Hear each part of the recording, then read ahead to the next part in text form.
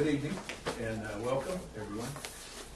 Tonight we're going to be talking about exercise and a novel approach to staying fit after 40. I'm going to be giving the first part of the talk, and then Matt Jones, a physical professional, physical fitness professional, is going to be giving the second part of the talk. So I just wanted to welcome Matt here and then everybody here together. So how many exercise? How many guys? So what do you do? What do you do to stay fit? Mainly water aerobics. Water aerobics, okay, good. Walking and yoga. Walking and yoga, that's a good one. Anyone else? Walking, hiking. Walking, hiking, good, cool. Anybody back in here, weights, anything? Weights, bike riding. Bike riding, good. Okay, so we're going to be talking about staying fit, especially as it pertains to exercise. And my idea of fitness and exercise has changed as I've gotten older. Maybe some of you guys can relate. When I was younger, I was a gym rat. Hung out around the gym. I did anything, whatever, basketball, all the different sports. In high school and college, I got into wrestling, gymnastics. And then when I was a young adult, started into biking, off-road biking, triathlons, marathon runners. At that time, probably in my 30s, I felt like I was invincible. And then 40s and 50s started coming in. I found like, hey, maybe I'm not so invincible. I started noticing changes in my body, and then started breaking down and got shoulder problems. I had sprained both knees, sprained both ankles, tore the ACL, back problems, back pain, and pretty soon all these things were adding up, and I couldn't do what I thought I could do.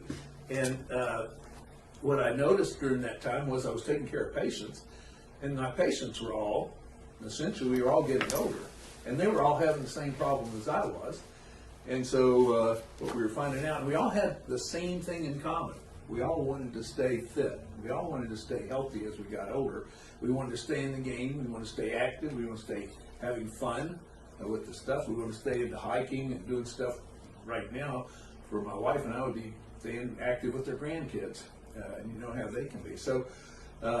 At that time, I was finding out I wasn't so invincible, and then came along Dr. Ludica. We're going to be talking about CKC Fitness as it pertains to staying fit as we get older and what this has to do. And that's where Matt Jones is going to come in. He's actually a protege of Dr. Ludica, and we'll be talking a little bit about him and some of his research that's been going on. And I hope that this gives you hope, because we're able to now do stuff to stay fit and keep our bodies connected. So we're going to be talking about all that tonight.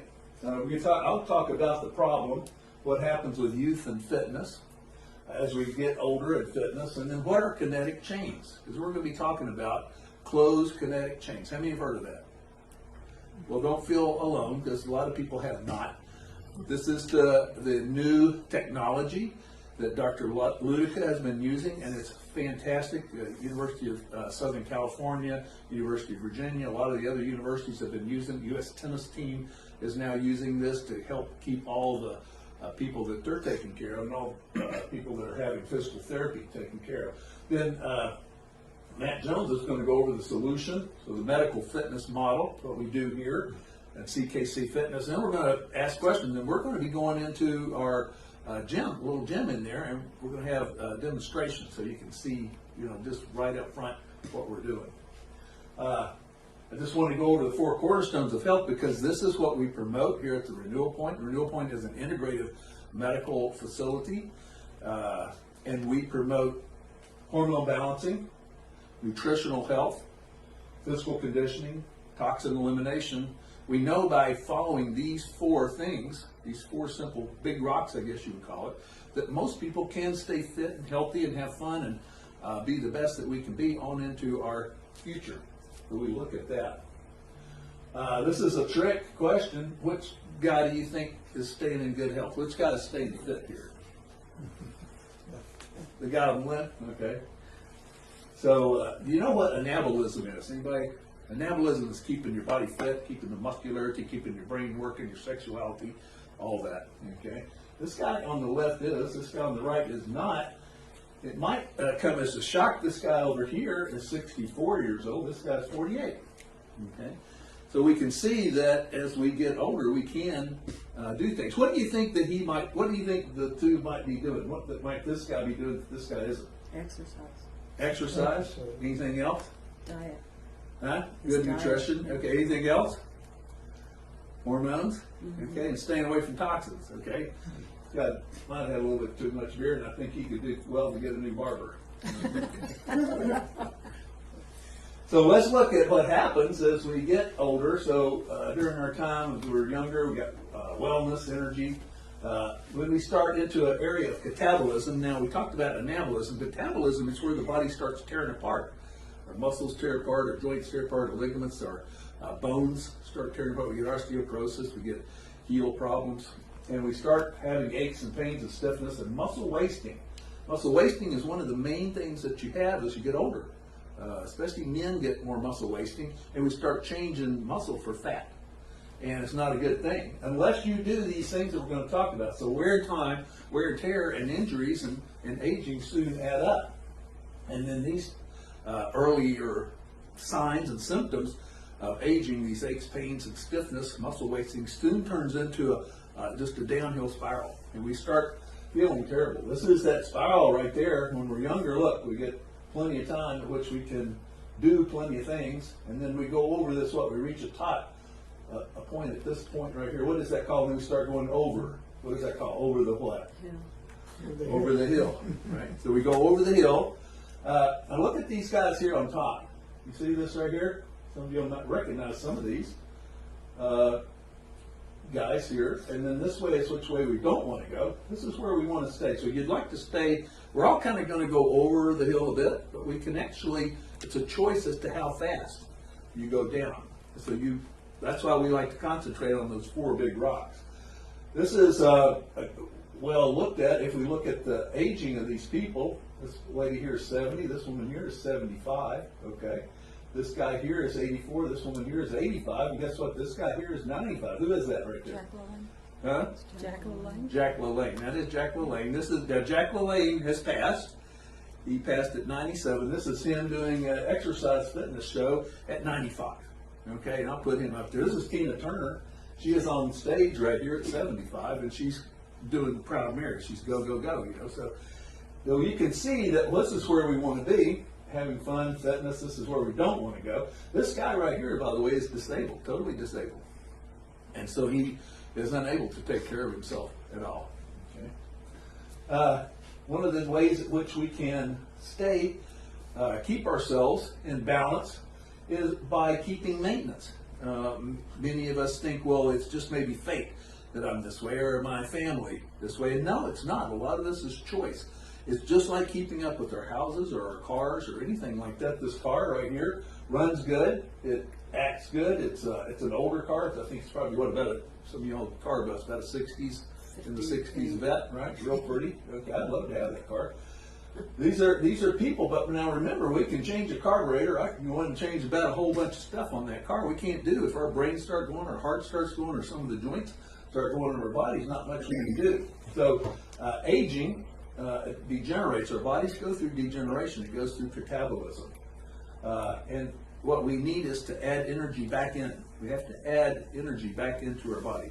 The ones that we're talking about tonight are exercise. We'll show you what to do. What about exercise? So we were mentioning some of the things just earlier. Some of you guys do swimming. Some of you guys do hiking and walking. A lot of people do walking. Okay, some people going to the gym. Biking seems to be one. Look at all the benefits that you get from exercising just alone. I mean, just the way you'd feel. Just the way you would feel you'd want to exercise. It decreases chronic diseases. It increases energy, aerobic capacity, heart muscle, metabolic rate, makes you lean. Decreases energy, burns calories, increases balance, balancing hormones. It relieves anxiety, depression, and stress, relieves sleep, slows telomere shortening. What does that mean if it slows telomere shortening? By the way, it keeps you from getting Alzheimer's too. What does it mean if it slows down telomere shortening? Anybody understand that? It slows down aging. Okay, telomeres are what ages us. Okay, so and just to be able to sleep this good or look this good would be worth it. But what kind of exercise is best? And that's what we're going to talk about tonight. Almost any exercise is good. Everybody's exercise in here is good. One of the problems with most exercises that we do is that it tears our body apart. Most exercises, every one of these right here, actually tear your body apart, and I can tell you injuries that would be common in most of these things because they wear and tear on your shoulders, wear and tear on knees, ankles, these kind of things. Yoga, by the way, tends to be one that does not. Yoga, Tai Chi, Pilates, these kind of things are more kinetic or functional exercises, and they tend to be a little bit more in the kinetic chain group, but those exercises are not aerobic, so they don't have a lot to do with the aerobic capacity of our body. What we're going to show you tonight is an exercise program that takes care of both aerobics and builds our body up, makes it anabolic, so it builds your body up rather than tearing it up.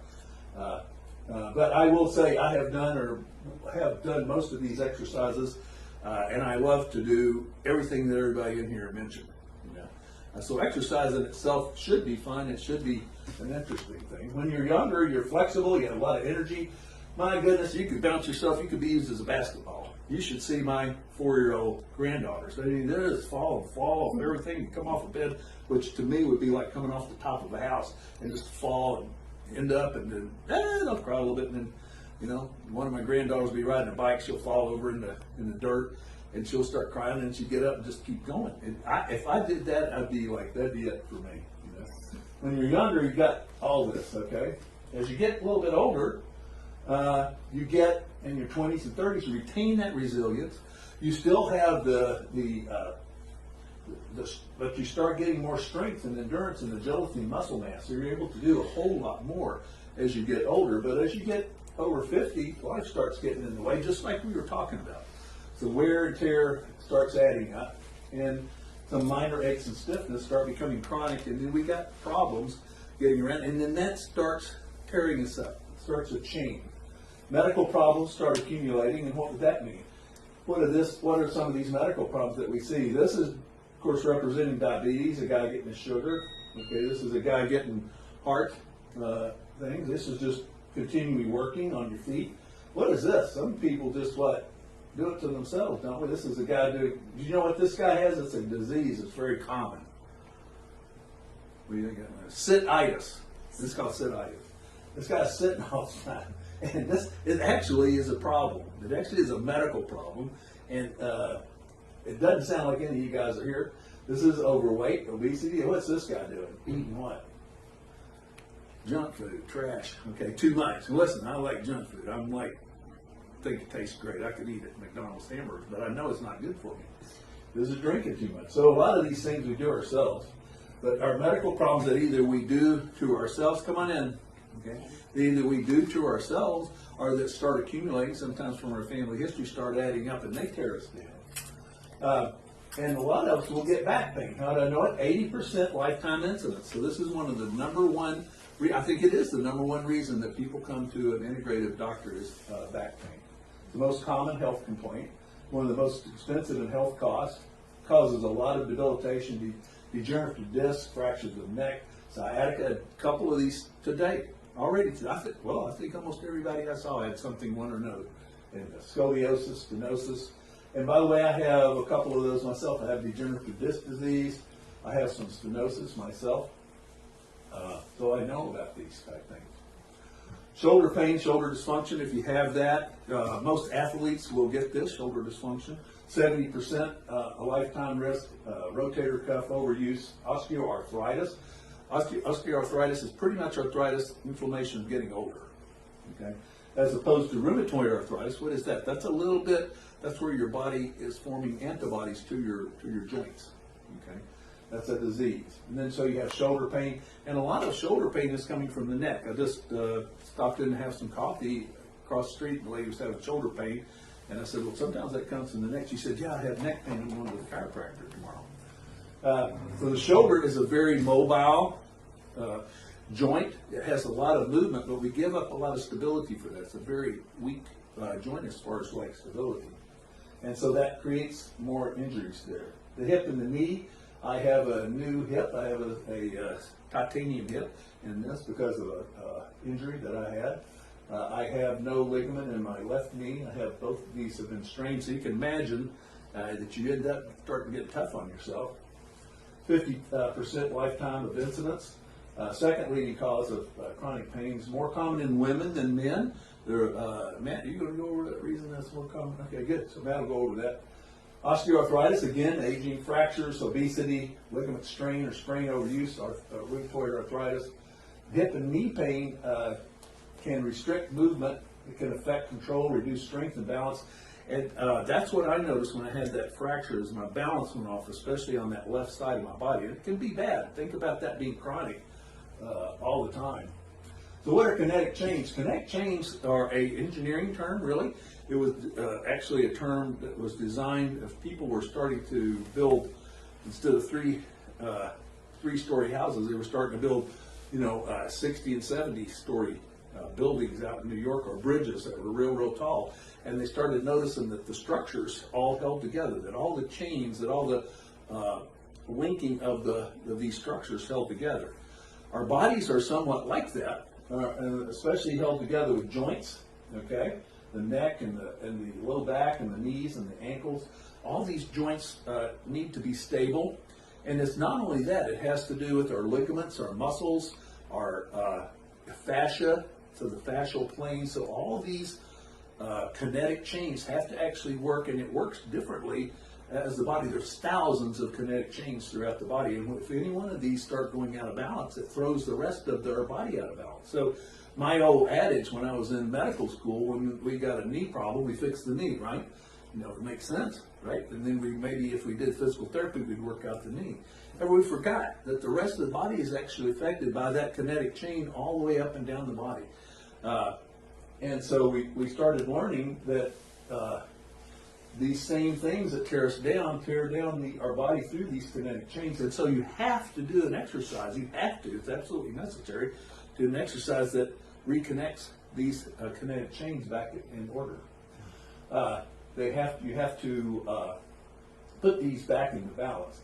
The CKC Fitness System that Matt is going to tell us about here in just a second is the only system that Dr. Ludica has found that helps actually connect or balance the body back into order. This has been studied at, as I said, the University of Southern California, and what they found was that it's working. In their research that they did, and I think it was somewhere like 40 patients like that. I think you're going to present the research. But on this, they found that 100% of them started getting better if they looked at the shoulder, not as just the shoulder, but the whole body and the whole kinetic chains that ordered the body. So the fascia, the muscles, the tendons, and the joints. So as our bodies become off balance, like taking out a weak link in a bridge, way down at the bottom, and thinking that it's not going to affect the top, but it will. Okay, that whole bridge will start wobbling and shaking, and that's what happens with our body. So I'm going to turn this over to Matt Jones, about protege. By the way, I do want to say that I hold a lot to Matt because Sherry and I, my wife, both go to Matt. One of the reasons that I was able to hike the Appalachian Trail with the backpack and go backpacking this year was because of Matt, because before I couldn't have done that with all the injuries that I told you about and all the structural problems that I have in my body. But Matt has been able to work through Dr. Ludica's progress. And really, I can't say, just put me back together, and I have stability, and I feel better than I did years ago. And so that's really something. I've been working with Matt. My wife has been working. I think you're going to go over her case too. But she's just so pleased. She's had a little hoarseness today, or she would have been here, yakking about Matt. And one of my goals this year is to look as good as this dude right here. So I'm going to turn it over to the man right here. Got it? Yeah. Thank you. Good evening, everyone. Just to give you a little background on me, my name is Matt Jones. I'm a certified personal trainer, but I have been trained by Dr. David Ludica, who's the innovator, and he's a physical therapist who kind of had a journey like I did, where in our own lives we had a lot of trial and error. So I'm not here to pitch you about the gym or kind of what my background is, but just to share with you what I've been able to learn and how I've been able to help a lot of people. So CKC Fitness, and what that stands for again is the closed kinetic chain. And people say, well, what exactly is that? Is it personal training? Well, no. Is it physical therapy? Well, no. So, well, what is it? Actually, it's a combination of the two, which for anybody who takes part in it, that's a real benefit for. So it takes common exercise and ties it in with science, and it creates a program that helps just about everybody that comes across it. So what you see here is actually Dr. Watts on this frame, which is the CKC Fitness Trainer. And it's an all-in-one functional trainer that allows us to use basically the science and the research that's gone into all these exercises and incorporate it into a functional training program, closed chain, which is right there in the other room. So I just said a lot of stuff that probably won't make a whole lot of sense, so I'm going to go into depth of what that is. So the first thing I talked about was functional. Now, functional exercise are exercises that relate closely to our daily living activity. So, for an example, you see a person getting up and down off of a chair. So that's functional in nature, meaning that the person is moving their own body weight. They're not moving a weight or a band. They're moving their own body weight. So that's functional nature. And each and every one of us, every single day, either at the beginning of the day, end of the day, at one point is getting up and out of a chair, up and down, up and down. Another example is the person walking up the stairs. Also functional in nature, which is a person moving their own body weight. In both of these cases, and functional in nature, the individual who's performing them has to use their core for balance and stability. To what degree, that's all up to the individual, but there's some aspect of core engagement which is very important for all of us, especially as we age. So, where did all this come from? How did we end up having CKC Fitness? Well, Dr. Ludica had a private practice here in Sarasota years ago, and through the traditional physical therapy model, he found that it wasn't working the way that it should. There weren't enough people getting better from whatever ailed them. So he started to really look at a lot of research, a lot of reading, and had a lot of people come in with rotator cuff disease, low back pain, knee pain. Everybody was coming in, but there weren't enough people getting better. So he kept asking himself, well, what is missing? What is this practice missing? What are we missing as medical fitness? So he was a former college athlete, much like I am, personal trainer, physical therapist, and he kept saying to himself, why is this happening? Why aren't people getting better? How are we designed to function, and how can we apply these together? So Dr. Watts touched on these kinetic chains, and this is just an example of someone going through a gait, a walk cycle. And this is just purely, if you look, you can see all the muscles that are engaged. This is just the intrinsic muscles that surround the spine and hold us upright. A person walking, you'll see these muscles and how they coordinate and act together in a kinetic chain. And this is just simply walking. It's pretty incredible how well we're put together. But most of us, when we think about exercise, I would say almost all of us aren't thinking about how everything ties together from the foot to our head. And that's what we're trying to get through to you guys, is understanding how the body collaborates and works together, from the muscles to the joints to the fascia. So what we're looking at is the frame, and this is what we have in the other room, and this is the body weight trainer. So everything that we're doing in the other room is all based on body weight. There's no weights, there's no weight stacks, there's no machines, it's simply body weight. And how this ties into this closed kinetic chain is every time that we do an exercise, we're going to have a body part that's affixed to a part of the equipment. It's either upper body or lower body. So in an effort to move the equipment, being that it's a fixed object, our body's going to move in an opposite direction. So what that means is if I were to perform a push-up on the floor, I'm not going to be able to push the floor down. I'm going to push down, and my body's going to go up using my own body weight. If I were to perform a pull-up, I can't pull the frame down. In an effort to pull the frame down, my body's going to go up. So in both cases, I'm going to be using my own body weight, and I'm pulling or pushing against a fixed object. So this is quite the contrary to what most of us know about a gym scenario, or sometimes even a home scenario, is where we pick up a weight or a band, a dumbbell, and we're moving that particular item, and that's the load. So in this case, our body is the load, our body is the weight. And in each case, we've got to use our core to stabilize ourselves and use the appropriate muscles to either push us or pull us in a dependent direction. So here's another example. This is what I was explaining as far as a pull-up. So a closed chain, this individual is pulling against the pull-up bars, so this individual is not going to be able to pull the pull-up bar down, and so the opposite reaction is going to be pulling himself up.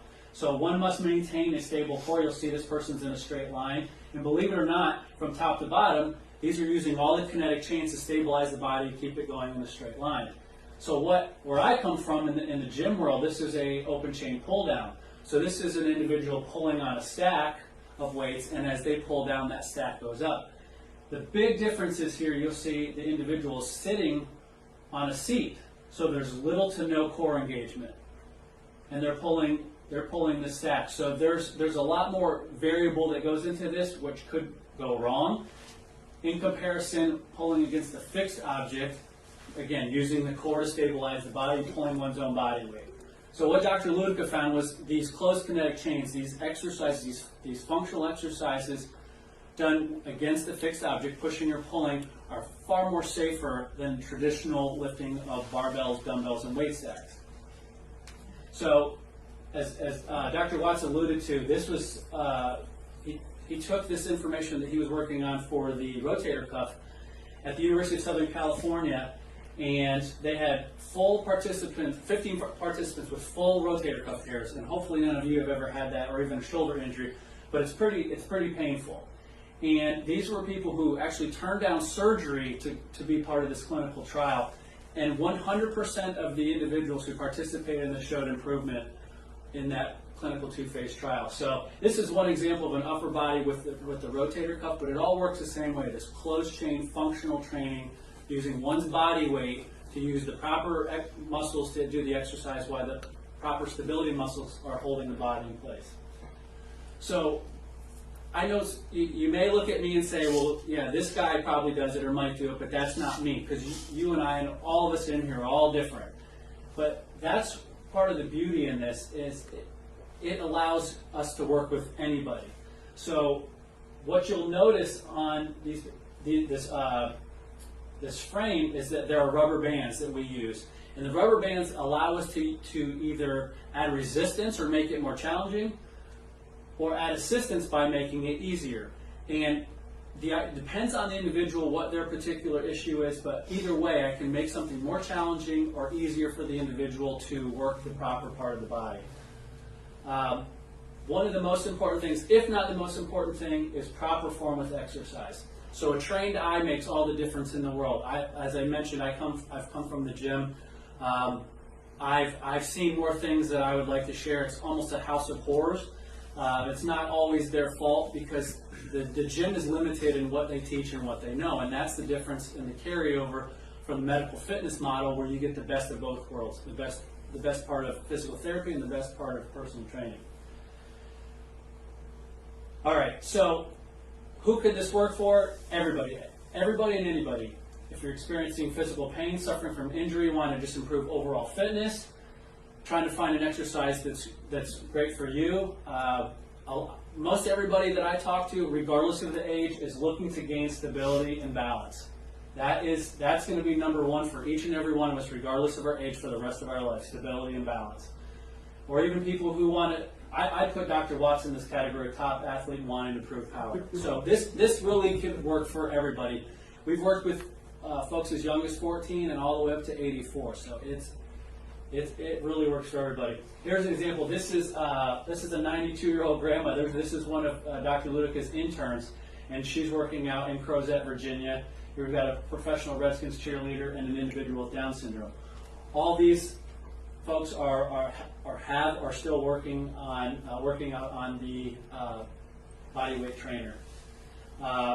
Here's John Freed. He was a Special Olympic tennis champion. This young man, Mitchell Frank, was a collegiate player. Now is professional, and he worked with Dr. Ludica as well. So a variety of people from different walks of life, different issues, all can use the CKC Fitness. So this is one of the things that I have. One of the most common conversations with people is they say, well, I got to go see this doctor, the chiropractor, this. Often what we're seeking is to relieve pain or feel better. And unfortunately, what we do so often is we don't address the why. We address the problem. Well, the whole purpose of this program is addressing the why. We break down the body and figure out what's causing whatever our ailment is, or whatever we need to find out to improve it, and then we do something about it. So, this is where it gets really unique and interesting. We start at the feet. And if you look up here, you've got a normal arch and a flat arch. And each of us, without taking off our shoes, we probably all know what our feet look like.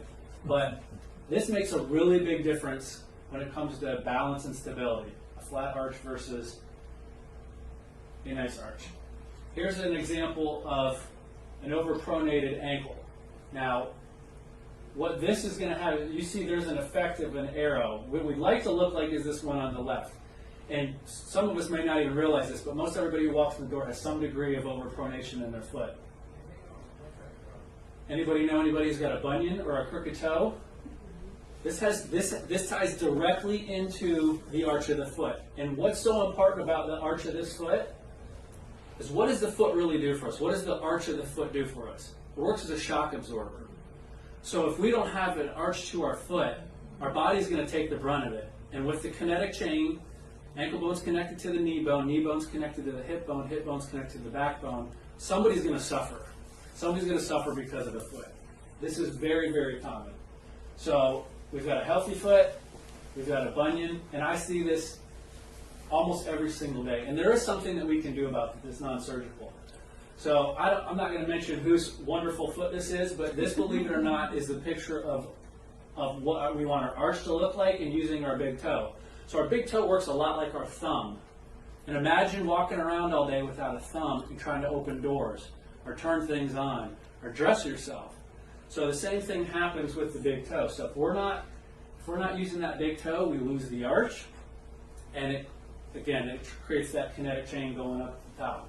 So here's a perfect example. I was talking about the foot. So foot pronation, overfoot pronation, where the foot turns in. If that foot turns in and collapses, then the knee comes in. The knee comes in, the hip drops. The hip drops, the spine curves, the shoulder drops, and then sometimes we even have folks who have a neck issue. This is all related to what's going on with the foot.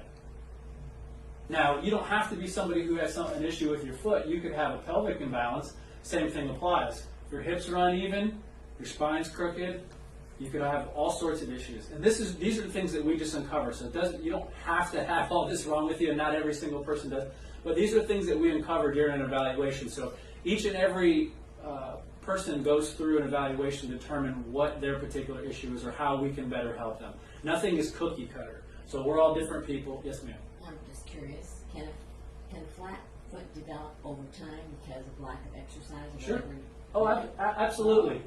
So if we go back to this foot, this is what's so common, is what most of us have done over the years is we wear cushy shoes because they feel nice. Especially if we want to run, or we want cushy shoes. Well, guess what cushy shoes do to our feet? They make our feet weak. We don't have to do as much. We got nice wide soles, so now we don't have to balance. There's an arch built into our shoe, so what happens when you take your foot out of your shoe?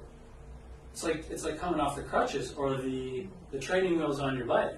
So this happens to most people, but I even see people who are kids who just never had arches to begin with. But to answer your question, yes, if your feet can easily get weak over time, part of it is to our own demise that we're wearing sneakers all the time and we're not having strong enough feet. Sometimes we just wear bad shoes.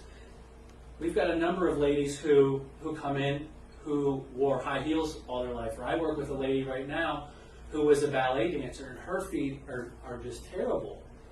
So we're in the process of working and building the strength and function back in her feet. But absolutely 100% feet get weaker, just like the rest of us. But most people neglect their feet because what do we look, when we go in the mirror, what do we look at? We look, at least I do, I look from the waist up. And that's it. No one's paying attention to feet. So this is a big deal. But this is an example. There's two sets of muscles that work in the back of the calf that control this arch of this foot and the big toe. So we don't have to go over that. But this is my foot. I'm using a muscle in the back of my leg, behind my calf, to raise my arch, and then maintain it with my big toe. Now that looks crazy, but that's actually the way that the ankle, if we look back at this, this is more what that picture I just showed you, if we looked at it from the back, that's what that would look like. So that's the first thing we look at is the feet. Now we're looking at the hip and knee stability. So this is a big bugaboo, and not just in the gym, but number one in the gym, but even for people who do things at home. This all comes down to form and how our knees and our feet will line up. And you can see in this example, this individual has terrible form in a squat position. So this could have to do with weak hips, weak thighs, and poor core stability. And this is very, very common. As we age, most of us are going to lose some strength and some stability. But catching it and doing something about it is the big deal. So here's an example of that form. And if you look at the guy on the left, the foot, the knee, and the hip are all in line, and the hips are parallel to the ground, where they're horizontal.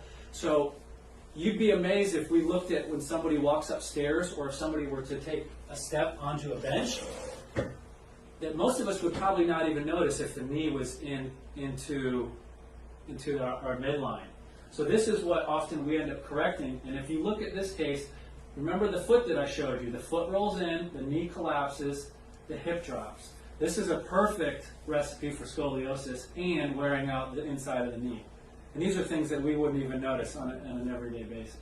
So what we're trying to avoid and fix is right here. This is what we're trying to do. And we do a lot of single leg exercise in here. So here's an example on actually one of the frames. So one of the reasons why this happens is there's an angle called the Q angle between the crest of the hip bone and the front of the knee.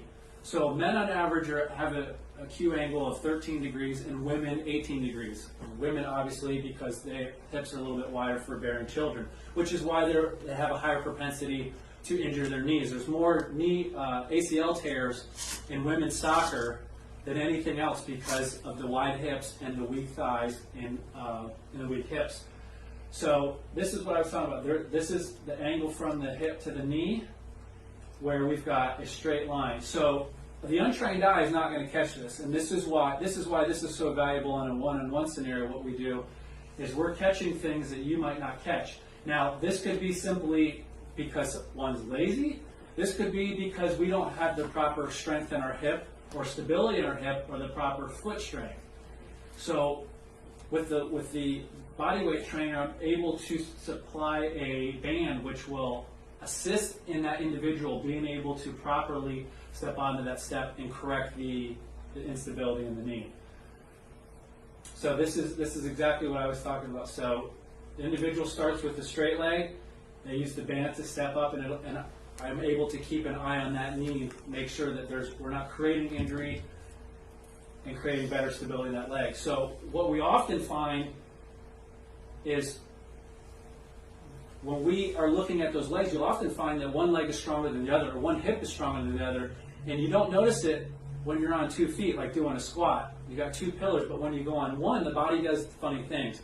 And we're all probably familiar with the way that the body compensates. You've seen people walk with a limp. You've seen people walk different ways, and we will compensate. The body doesn't tell you, I'm going to do this. It just does it. Next thing you know, you've got a worn-out knee, a worn-out hip, or what have you.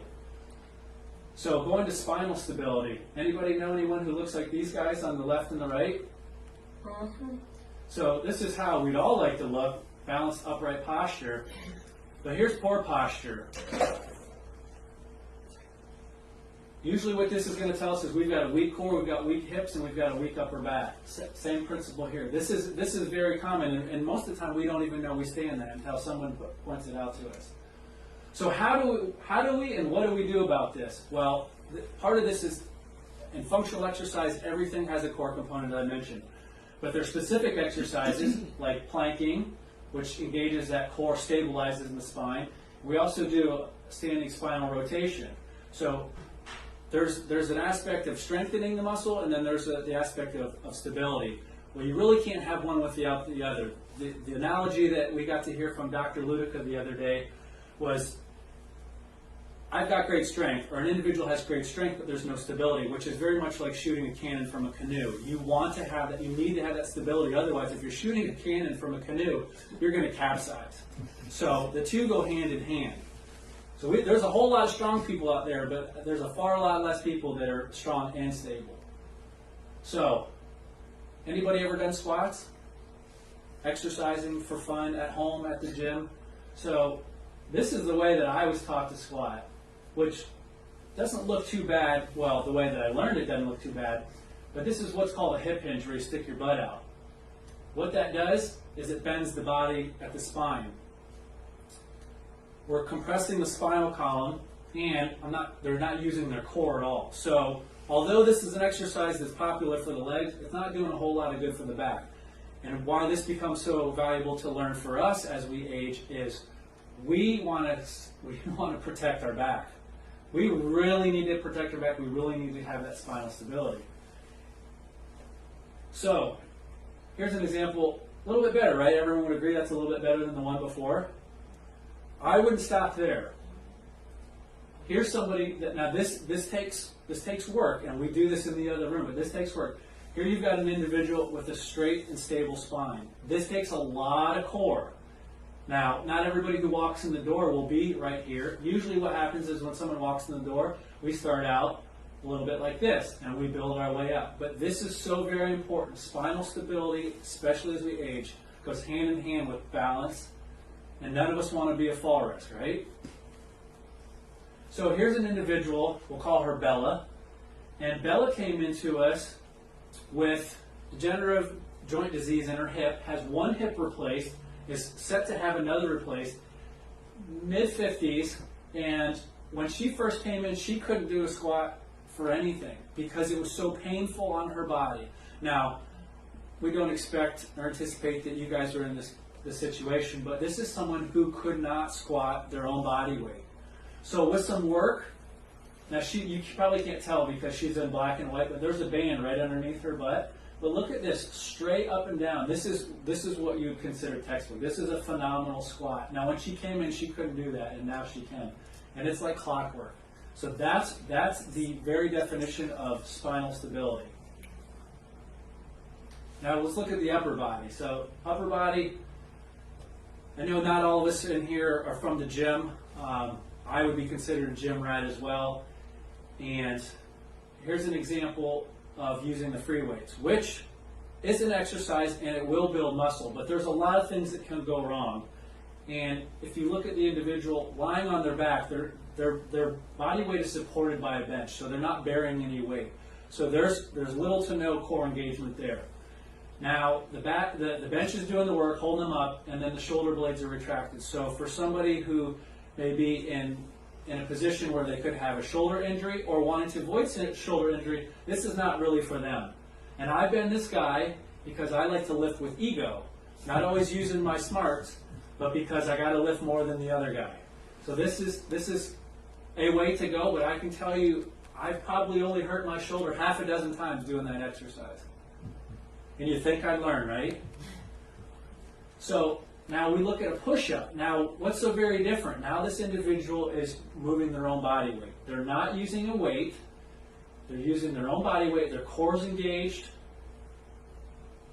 This is functional in nature. This would be if any one of us ended up on the ground, we want to make sure that we can get up. This is not going to help us get up. This may impress some people at the beach and some of my friends, but if we end up on the floor, we want to be able to get up. So this is going to engage that core. You got to use your abs, you got to use your hips. That's functional in nature. That's what we want to be able to do, is move our own body weight. So some of you might recognize this gal if you've ever been here before, but also, so the reason why I've used some of these people is because they're not all me. So this would be really unfair if I showed you pictures of me doing exercise. But this is another example of someone in their mid-50s who is doing push-ups that when they came in, not so good. So this individual also has an assisted band. Remember what I told you about the frame, is I can use bands to assist or I can use bands for resistance. Either which way, I'm still going to have the individual move their whole body weight. It just might be a percentage. Now what you see here is a perfect plank, and this is so valuable because if this individual or any of us who work out aren't using a stable spine and a strong core, we're gonna look like a camel, and we're going to defeat the whole purpose. So you see plank, flat back, tight core. Lower the plank down, elbows behind shoulders, hands under shoulders. Why I point this out? Because this is really incredible to me. Of all the people that I come in contact with, most all have attempted a push-up, whether it's at home or at the gym. And it's pretty incredible to realize how many different variations that you'll see people do. And not to say that they're all wrong, but there is really a right way to do them, and this is the right way to do them.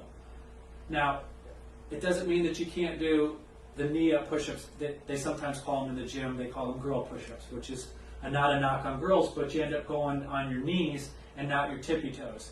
The difference is it's a shorter plank than what we're doing, and that's why we're able to use that band to allow the individual, regardless of the shape that they're in, to be able to use their whole body weight and go from top, down, and back up. So here's that same gal. How in the world could I do a chin-up? Easily. We have them stand on a band. You see the back is flat, the back is straight, the core is tight, and they're able to pull themselves up. So why I show you this is because any one of us in this room, I can take in the other room and we can do push-ups and chin-ups. You may never have been able to do it before, and I have people have come in and seen us, have never either exercised or been able to do a push-up or chin-up, and the day they leave, that first day, they're able to do those exercises they weren't able to do. So this is a little touch on that rotator cuff. I don't know, did I ask if anybody's had rotator cuff injuries in here besides Dr. Watts? Oh, we've got a couple. Okay. So, how this is so magnificent, it's such a simple exercise, a push-up, that it's so neglected because, like I showed you before, that bench press that people like me like to do because it has to do with a lot of ego. Not always, but for me it was a lot of ego. So in a push-up, when we're using the band and we're using our body weight, we have to stabilize. And what the whole purpose of the rotator cuff is, the four muscles and the four tendons are to stabilize the shoulder. Shoulder, like Dr. Watts says, is very mobile. It's overused. It's the most overused joint that we have in our body. So when we're doing a lot of things in a non-closed chain, so remember I talked about closed chain is when your hands or legs are affixed to a fixed object. In the case of a push-up, the fixed object is the ground. So with the ground, we've got gravity pulling us down. There's an opposite reactive force, ground reactive force, pushing up, which creates compression in the joint. And this is high-level medical, but you've got one pulling you down, one pushing you up. Compression on the joint stabilizes the shoulder. What that allows us to do is use the muscles that are intended, the chest muscle, the deltoid muscle, and the triceps. So it allows the shoulder, the rotator cuff to heal or strengthen and create stability. So if you're one with an injury, by doing these bodyweight push-ups with either assistance or resistance, we can help improve that function of that shoulder. If you're somebody who doesn't have a rotator cuff injury or shoulder injury, it can help prevent it. So it has been a eye-opener, and this is one of the things that works for me. I told you, I've hurt myself, I couldn't tell you how many times, in 20-some years in the gym, a lot of times. And a few years ago, I hurt my shoulder pretty bad, but it had been lingering, probably 8 years. And after doing push-ups again and doing some of these closed chain exercises, I slept on my left shoulder for the first time in 8 years. Which you look at me and say, well, that shouldn't even happen, but it does because I hurt myself. I absolutely did. And it wasn't until I understood the science of how this works, which is part of our program, how one could help their shoulder again. Dr. Watts also has the same issue. We don't have any issues with your shoulders, do we? Mm-hmm. Nope. So we've talked largely about the resistance training, the exercises in the other room. The last piece tying into this is the heart portion. So we've got resistance exercises, the functional training, and cardiovascular training. So that we take the two, we put them together, we've got circuit training. So when we're talking about the resistance training, that's increasing strength and endurance and good tension on the muscles, bones, and it also increases metabolic rate. Now, for a lot of us who are aging, we know there's an ugly word out there, osteopenia, osteoporosis. Big for folks who are at risk. You need to be doing weight-bearing exercise. So there are a lot of things that we talk about that we do. For example, some swimming, which is a great cardiovascular exercise. But if you look at it as far as bearing weight, there's a big drop off there. So that's where some of this becomes so different. So for most of us, it's a combination of resistance training and the cardio component. This actually is a calculation of the Carbonin method, which is not necessarily you need to remember. But this is Dr. Watt's targeted heart rate that we created. In this case, it's a little blurry, but he's operating at 80% of his target, 80% of his target heart rate. So we track that on apps. It's going to measure that heart rate going through numerous exercises, and what we're here in this case, we're trying to hit 131. Now that wouldn't be necessarily for each and every one of you, but we create a target heart rate for everybody in there. Like I said, it's not a cookie cutter approach, but in this case, the circuit training, adding the strength training component and the cardio component creates the strength training. I'm sorry, the circuit training component, which is what we're doing in the other room. So, got a couple people I'd like to share with you. This is Jim. Jim had a bike fall. He was in his mid-50s, and when he fell off his bike, he tore his rotator cuff.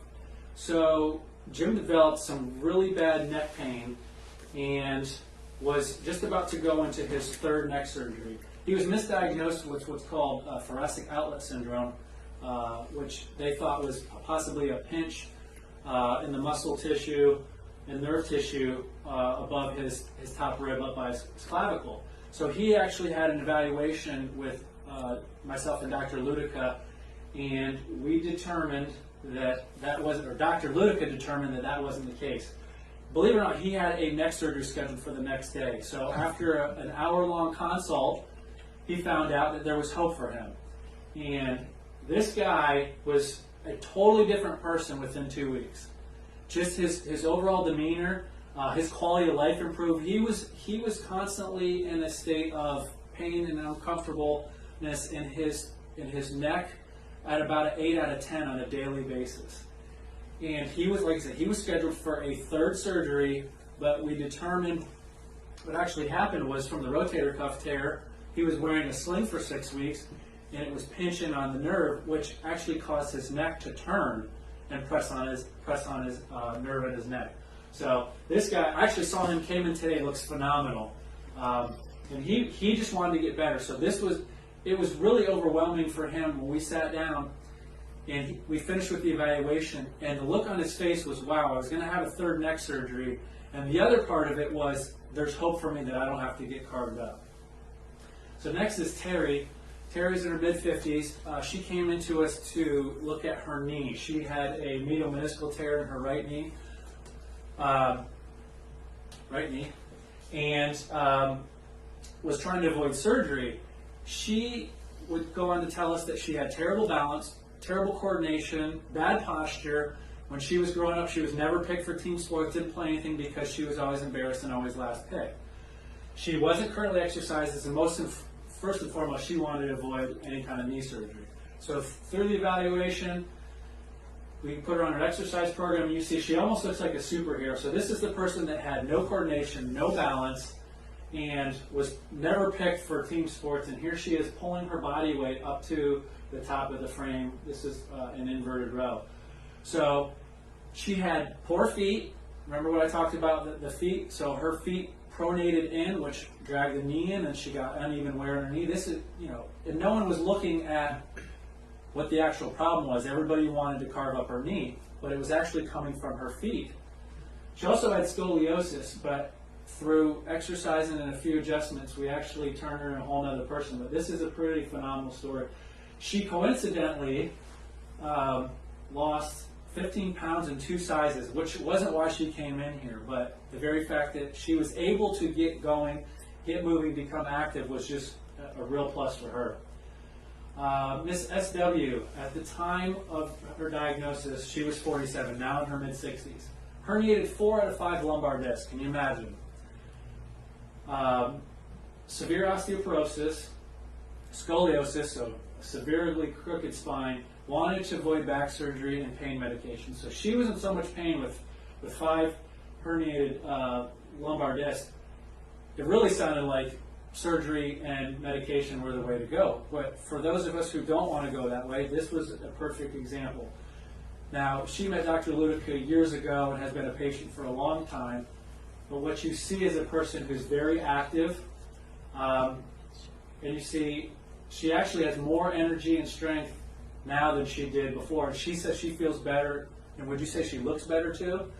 Then Dr. Watson knows who this is, but this is a pretty phenomenal story. So some of these are more drastic in nature, and not everybody who walks through here are going to have all these issues. But these are some of the more severe things. But we take people who come from just wanting to be fit, just want a safe exercise program, to people who want to avoid surgery and avoid back problems, better themselves when it comes to balance or just strength in general.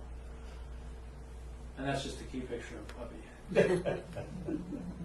So I know I talked about a lot. I'd be happy to answer any questions, and we also will do a demonstration in the other room for anyone who wants to see what in the world we've been talking about. By the way, I don't want to be a misogynist. Is that the word? Yes. Misogynist nowadays? But that's my wife. That last patient up there. So. Any Yeah. questions? Does that mean I explained it really well, or did Yeah. it just fly You did a over good everybody's job. head? I think you did a good job. Yeah. So we're going to have a demonstration.